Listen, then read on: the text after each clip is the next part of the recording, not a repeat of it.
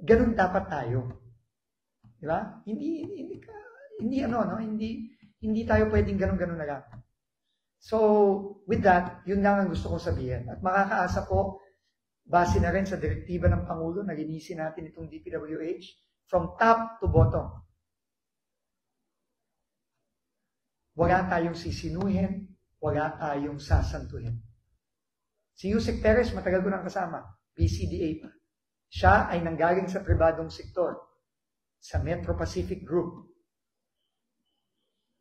Nagsakripisyo din siya para sumama sa gobyerno. Ang taas ng sahod niyan sa MVP Group. Pero ganun talaga no? Ganun talaga sa gobyerno. No? At wala tayong magagawa. Madaling magsabi, madaling manira. No? Ganun talaga. Normal 'yun. Hindi ako magtataka kung ako sisiraan na rin. Sigurado ako dyan. Meron na nga akong mga naririnig-rinig No? Pero ganun talaga Normal 'yun. Pinagdaan ako yan. 26, 27 years na ako sa gobyerno. Pero, hindi natin pwedeng talikuran yung responsibilidad natin.